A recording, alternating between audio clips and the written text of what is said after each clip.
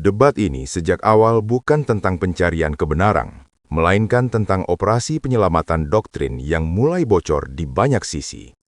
Al-Quran dibuka, ayat dibacakan, tafsir dikerahkan, emosi dinaikkan.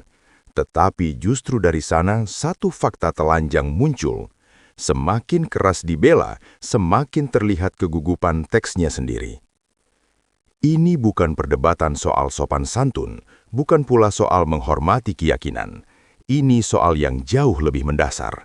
Apakah sebuah kitab yang mengklaim diri sebagai firman Tuhan yang paling jelas dan sempurna benar-benar sanggup bertahan ketika dihadapkan pada pertanyaan yang jujur dan sederhana?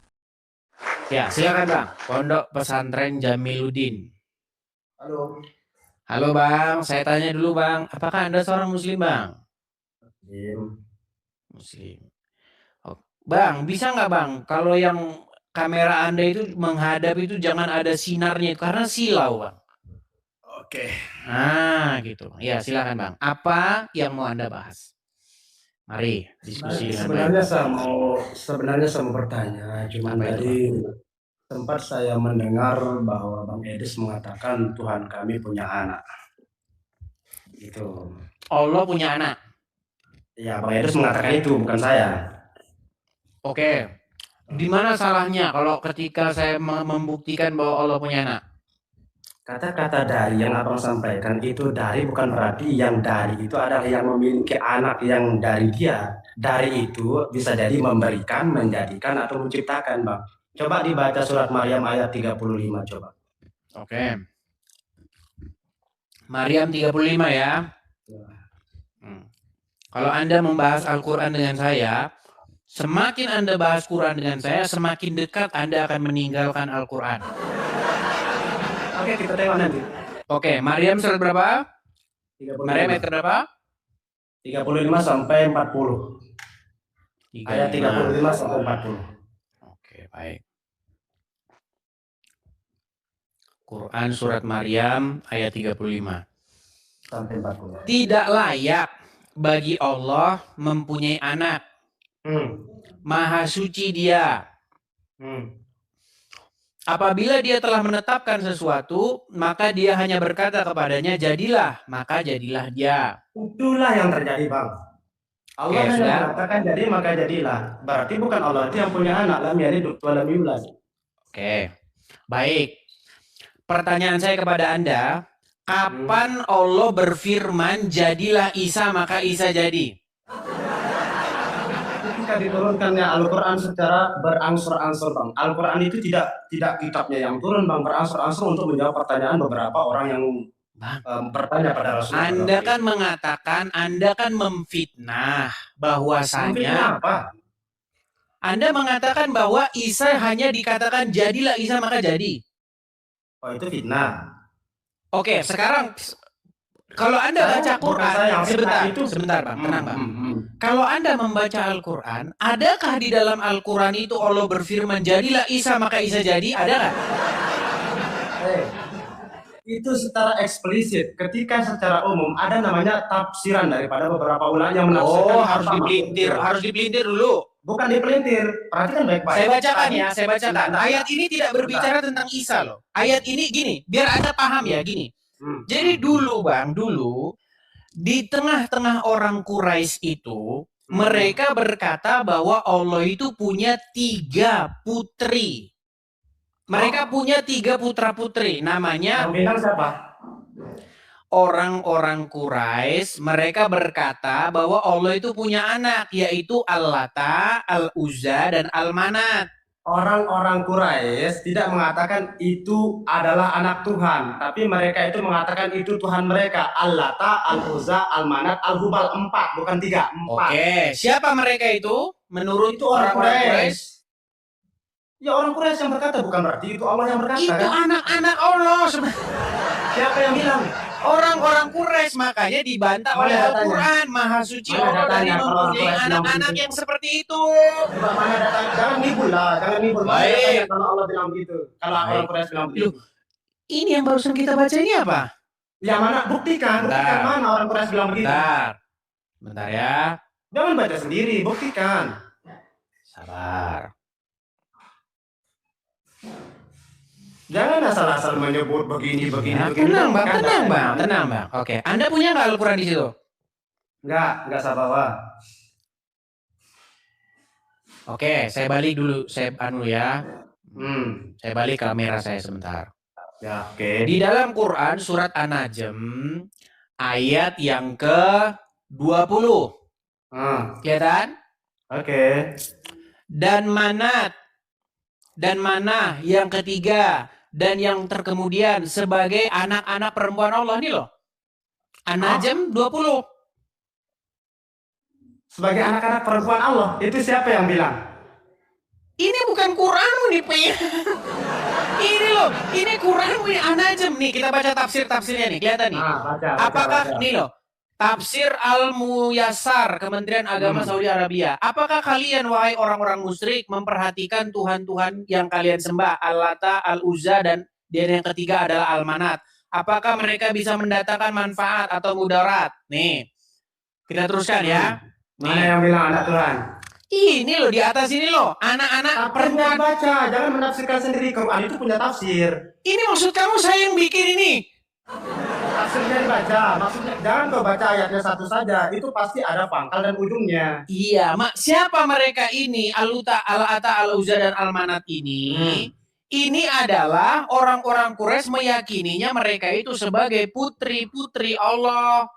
Nih, orang-orang Quraisy meyakini bukan Allah mengatakan itu anak-anakku, pahami itu. Iya, makanya dibantah sama Allah bahwa mereka itu bukan anak-anaknya Allah. Itu ya, itu bantahan Allah, berarti kalau Allah membantah berarti bukan anak Allah gitu. Iya, yang bukan anak Allah itu adalah Al-Ata, Al-Uzza dan Al-Manat, bukan Isa. Gimana sih? Sebentar, saya nggak menyinggung Isa ya. Anda tadi mengatakan Allah punya anak kan? Allah itu Allah punya anak, itu. anaknya Allah itu adalah Isa, bukan Al-Ata, Al-Uzza dan Al-Manat seperti fitnahnya orang-orang Quraisy. Isa adalah anak Allah coba. Baik, di mana Isa adalah anak Allah? Nah, di mana mengatakan Isa adalah anakku? Mana? Baik, saya balik dulu kamera saya. Oke. Baik. Pertama-tama itu pakai data bang tadi. Ya, pakai data. Oke. Anda punya sebentar. Kalau mau pakai data, Anda mau buka Quran nggak? Kan itu sudah dibuka. Iya, ini Quran saya. Nanti cuma saya yang tahu. Anda jadi nggak tahu apa-apa nanti. Jadi begini. Dimanapun Anda buka, sebentar. Dimanapun Anda buka Quran, isinya sama, nggak kayak berbeda-beda terjemahannya. Mari bahas yang mana-mana lagi. Orang mau sudah tunjukkan aja nggak mau kok. Tunjukkan sama saya ayat Al-Quran yang mengatakan bahwa Isa adalah anak Tuhan. Baik, sekarang menurut Al-Quran, saya bukakan ayatnya ya. Karena Anda pemalas, karena orang muslim ini kalau suruh baca Quran nggak bakalan mau. Karena kalau mau ya pasti murtad akan meninggalkannya. Nah. Gitu ya. Makanya jangan terlalu tebal kacamata supaya pemahaman. Anda saya suruh buka nggak mau. Anda saya suruh buka Quran nggak mau. Jangan terlalu tebal kacamatanya supaya pemahaman Anda tuh nggak rusak. Ini kacamata mahal ini ya, walaupun belum kelihatan. Oh, sebentar. Saking mahalnya jadi nggak bisa berpikir dengan jelas begitu. Mahal ini 300.000 ini ya. Bentar. Saya buka. Mana ayat yang mengatakan bahwa Isa itu adalah anak saya gitu? Mana? Bukan gitu ayatnya. Memangnya kau yang bikin ayat Quran? Ayatnya bukan begitu bunyinya. Menurut Quran. Bagaimana bunyinya? Baik, saya bukakan dulu. Saya bukakan ya. Aduh, kita ulang-ulang lagi tema ini ya. Bentar. Sabar ya. Oh, gini saja dulu. Gimana maunya? Kalau ini kalau ya, berarti kan belum tentu namanya kalau. Kalau Allah punya anak, apakah engkau akan menyembahnya? Tidak. Karena Tuhan itu. Oke, kita cari ini makanya orang Islam kalian ini nggak ngerti sih apa tentang isi Quran kalian. Ya. Muhammad ini tenang. Menurut Muhammad, kalau Allah punya anak, Muhammad akan menyembahnya nggak? Sebentar, jangan alihkan pembicaraan ini dulu. Mana ayat tadi tunjukkan sama saya? Ya, tenang. Gini. Tadi kan saya tanya sama Anda. Saya tidak terima kalau Anda itu mengatakan bahwa saya punya anak. Tunjukkan ayatnya. Sabar. Jangan suka ngalih pembicaraan. Iya, nanti ke situ tenang sabar. Nggak usah ke situ, langsung aja. Kalau ini aja kamu udah salah kok, ngapain kita lanjutkan? Ya, kayak mana mau salah? Tunjukkan saya ayat yang mengatakan Menurut bahwa sebentar. Allah itu punya anak. Oke.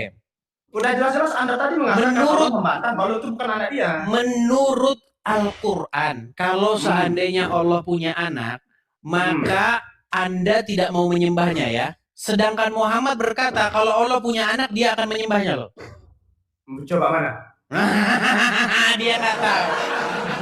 Baik, sebentar. Saya akan tunjukkan ayatnya.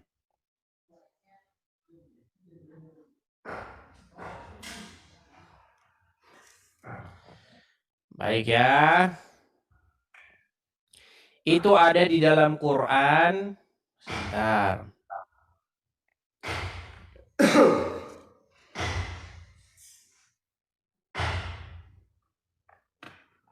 Sabar ya. Sabar, nggak ada yang ngamuk bang, santai saja. Ini jadi tema berulang-ulang. Coba buka Quran surat Az-Zukhruf ayat 81 di situ ada nggak? Surat apa? Az-Zukhruf 81. Az-Zukhruf, mana ada surat Az-Zukhruf? Az-Zukhruf nggak ada. Nggak ada. Kalau ada Az-Zukhruf gimana? Mana ada surat Az-Zukhruf? Nggak ada surat Az-Zukhruf katanya. Baik. Baik. Nggak ada katanya surat Az-Zukhruf. Baiklah. Sungguh luar biasa dia nggak tahu ada surat Az-Zukhruf. Mana surat Az-Zukhrufnya? Mana Berat surat saudara-saudara. Dia nggak tahu ada surat Az-Zukhruf. Sebentar. Nggak ada katanya surat Az-Zukhruf. Sebentar. Iya, mana Saya surat balik dulu Az-Zukhruf kamera saya. itu? Tenang. Inilah orang Islam nggak ngerti isi Qurannya. Oke. Kita lihat ini. Ini surat apa namanya? Az-Zukhruf.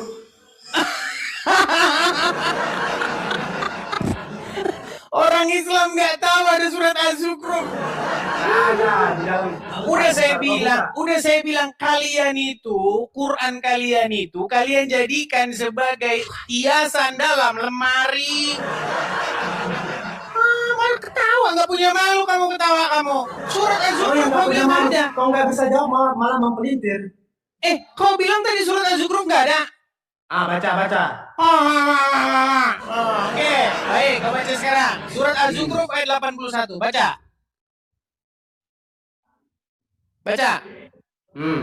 Katakanlah Muhammad, jika benar Tuhan yang Maha Pengasih mempunyai anak, akulah pertama yang menyembah anakku.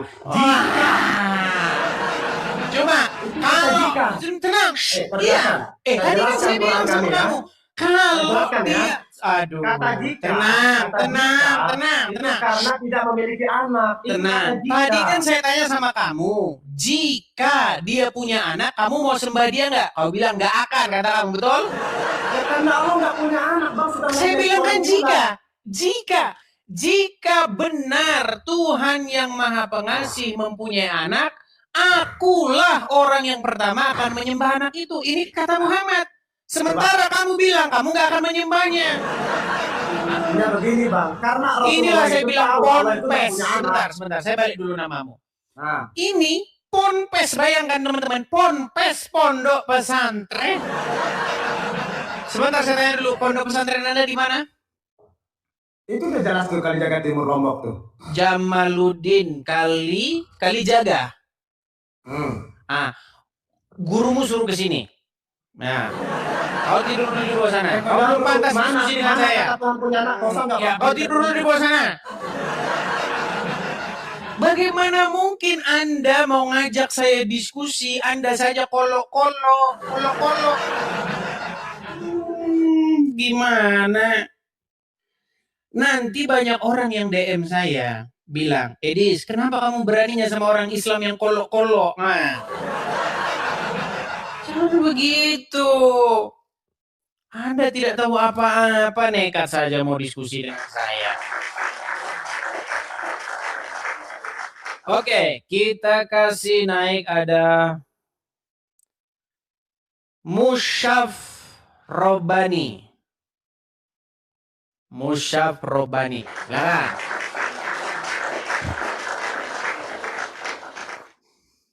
Selamat pagi menjelang siang, Musab Robani. Assalamualaikum warahmatullahi wabarakatuh. Ya, silakan nyalakan kamera dulu, Musab Robani. Gak bisa, Bang. Nggak bisa menyalakan kamera. Bisa. Bisa, itu sudah saya kirimkan undangan untuk menyalakan kamera. Silakan. Oke. Gitu kan Sehat, Bang? Sehat, Bang, sehat. Sudah sarapan? Jangan salah ini ya. Spesial ini, ada gorengan ini ya. Kopi dulu, kopi. Jangan debat terus. Saya tidak ngopi, Bang. Oke, gini, Bang. Tadi kita membahas pernyataan Al-Qur'an. Di dalam Al-Qur'an ada sebuah ayat. Jika Allah punya anak, maka Muhammad itu akan menyembah anak Allah tersebut. Abang baca tafsirnya di bawah. Kan ada. Abang hanya mengutip Al-Qur'annya, tidak membaca tafsirnya di bawah. Harus dibaca pelintirannya. Bukan pelintiran. Katakanlah. Oke ya, wahai sebentar. Rasul, Apakah ini kurang jelas? Sebentar dulu. Saya balikin dulu kamera saya sebentar. Apakah ini kurang jelas atau bagaimana nih? Saya balikin. Oke. Coba Anda yang baca. Surat Az-Zukhruf ayat 81. Katakanlah. Betul. Hmm. Bang, abang perlu tahu yang menganggap Allah punya anak itu adalah orang-orang musyrik, abang. Iya, karena mereka mengatakan anak-anak Allah itu adalah Al-Lata, Al-Uzza, dan Al-Manat. Gimana Itu sih? kan anggapan, yang namanya anggapan. Iya, yang tentu dibantah, sebentar, yang dibantah oleh Quran ini adalah pernyataan bahwa Allah itu punya anak. Anak-anak Allah itu adalah Al-Lata, Al-Uzza, dan Al-Manat. Itulah yang dibantah oleh Al-Quran. Coba nih, coba. Oh, jadi menurut Kristen, Isa itu adalah anak Allah, gitu. Oke, baik. Isa adalah kalau gini. Abang buka Tenang. surat. Tenang dulu. Anda menyalahkan Kristen yang mengatakan bahwa Isa itu anak Allah, anak Allah. Sekarang saya mau tanya sama Anda.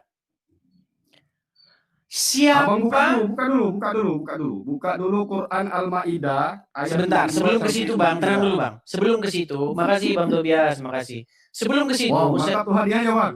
saya mau tanya sama Anda. Siapa yang membuat Maryam hamil? Yang membuat Maryam hamil, Allah. Oke. Kalau Anda membuat seorang perempuan hamil, maka Anda disebut A. Bapak, B. Paman, C. Tetangga. Nggak berani jawab. Pelan-pelan, saya ulangi satu kali lagi. Menyamakan. Tenang. Saya ulangi. Karena abang menyamakan Allah dengan Kok manusia. menyamakan Coba sih? gini dulu. Saya bantahnya pakai Kok Quran. menyamakan Abang- bagaimana? Tenang. Gini. Karena kan abang menganggap bahwa kalau Allah tadi punya anak disamakan dengan manusia. Kalau punya anak bapak atau tetangga atau apalah dari Oke, sekarang gini saja Bang. Kita berpikir logis. Tenang ya, tenang.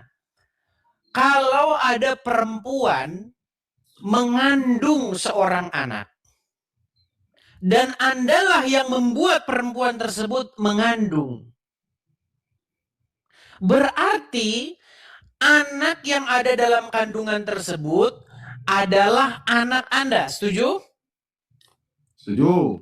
Oke, sekarang saya tanya, siapa yang membuat Maria mengandung? Allah. Berarti anak tersebut datang dari siapa? Bukan anak dia, Bang, ciptaan. Bukan anak.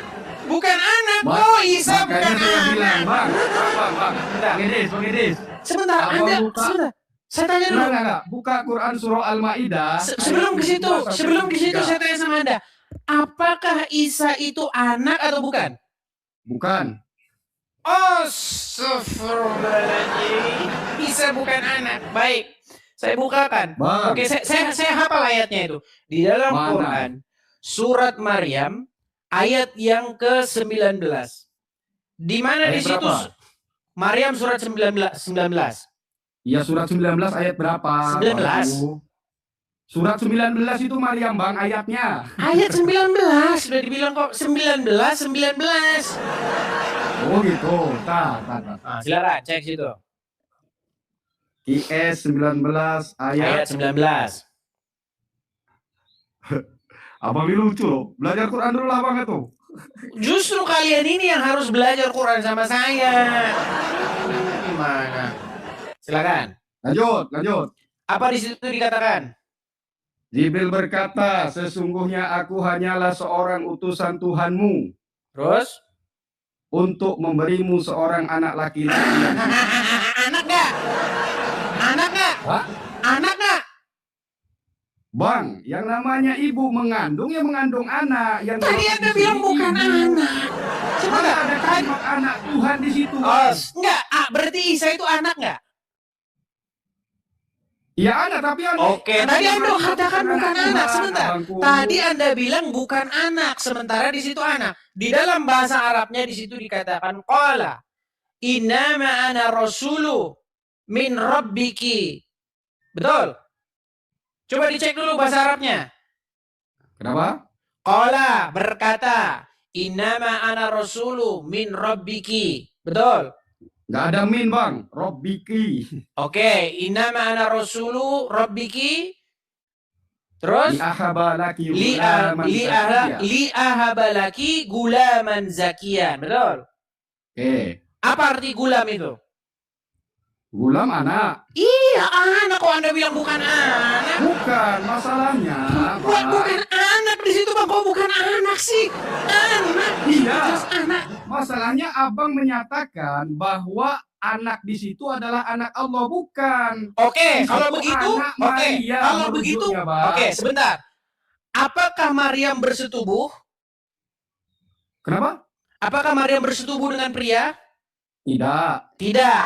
Berarti Eh. anak laki-laki tersebut, gulam itu, datang dari siapa?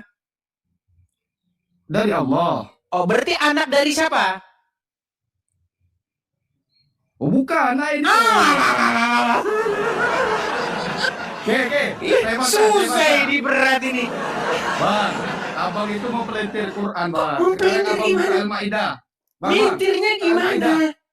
buka Al-Maidah 7273, silakan. Berat ini, teman-teman. Baik. Al-Maidah berapa? 7273. Al-Maidah 72. Baik.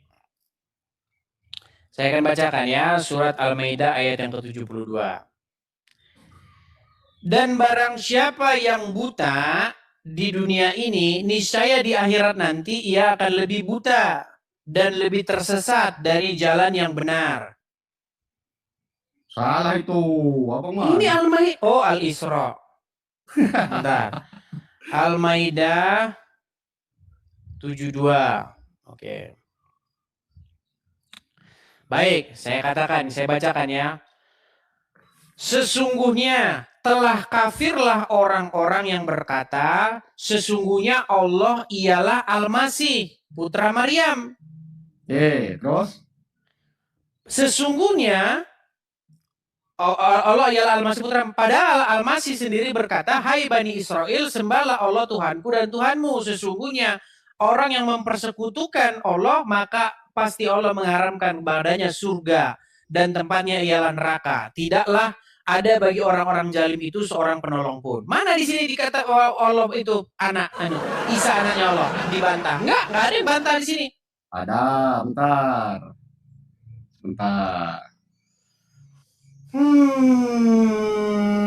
Berat ini Anda ini. Di sini telah kafirlah orang yang berkata bahwa Allah itu adalah Al-Masih. Nggak ada di sini mengatakan bahwa itu gimana? Bahwa Al-Masih itu Isa itu anaknya Maryam, dibantah.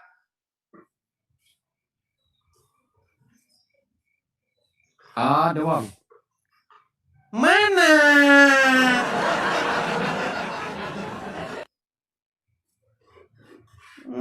Sampai tahun depan ini nyari. Taruhannya ada. Oke lah, belajar dulu sana. Nah, nanti naik lagi. Nanti naik lagi.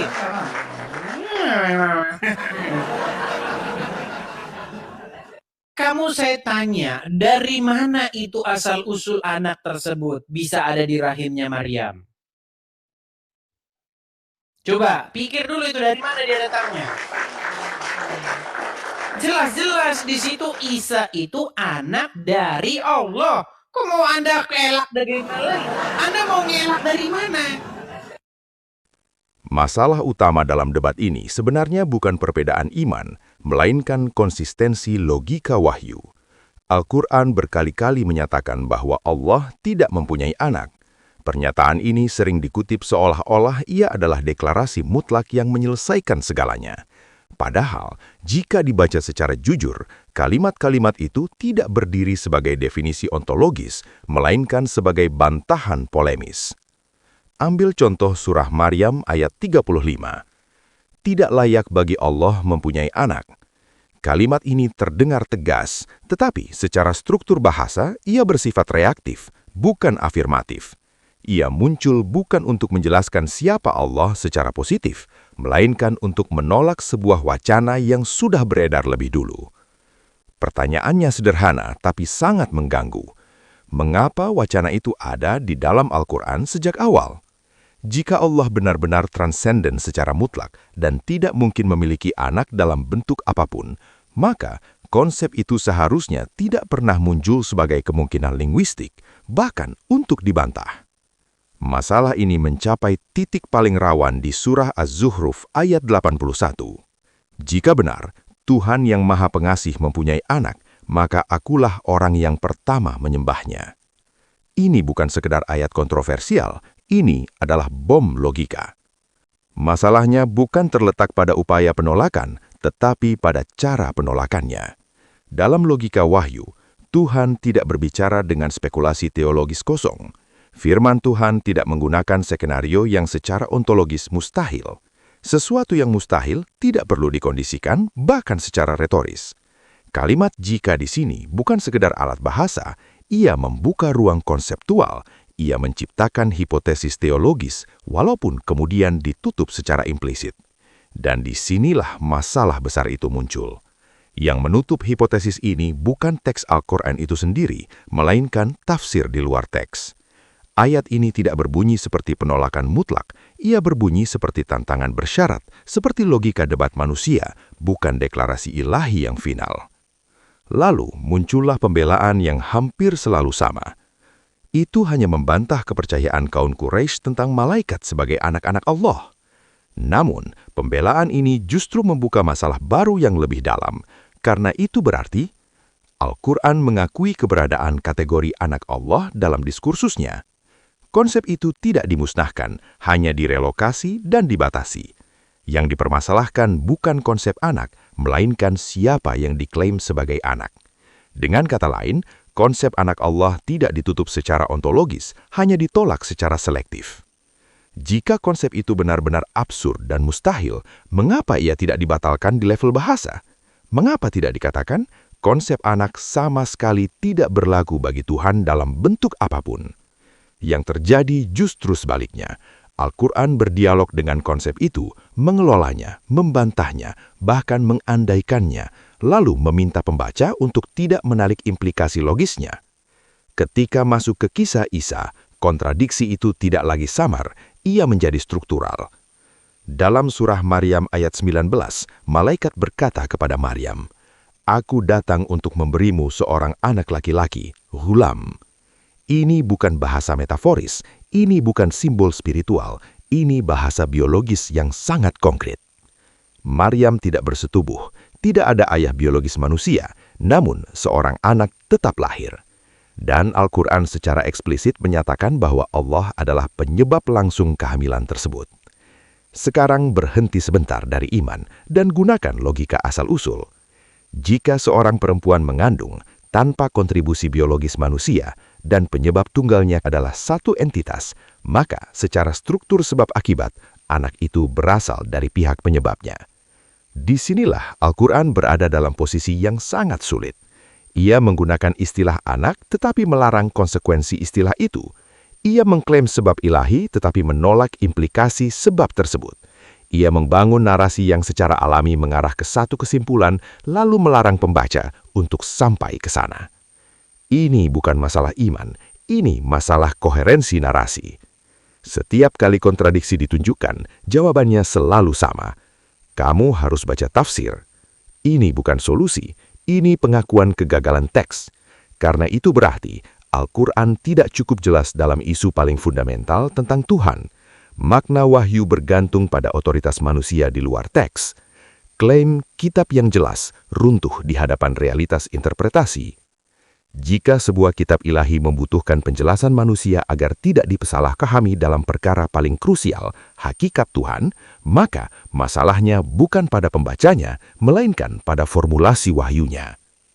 Debat ini pada akhirnya membuka satu kebenaran yang sulit diterima oleh para pembelanya. Al-Quran tidak runtuh karena dihina, tetapi karena dibaca dengan konsisten. Ia menolak konsep anak tetapi terus menghidupkannya dalam struktur bahasanya. Ia menolak implikasi biologis tetapi tetap memakai bahasa biologis. Ia mengklaim kejelasan mutlak tetapi selalu berlindung di balik tafsir ketika diuji. Dan ketika teks tidak lagi mampu menjawab dengan jernih, emosilah dijadikan pengganti argumen dan pertanyaan jujur dilabeli sebagai penghinaan. Kebenaran tidak membutuhkan kemarahan, wahyu tidak membutuhkan teriakan, dan firman Tuhan tidak membutuhkan tim penyelamat dari manusia. Jika sebuah kitab suci hanya bisa bertahan ketika tidak dipertanyakan, maka masalahnya bukan pada para penanya, melainkan pada klaim kesuciannya itu sendiri.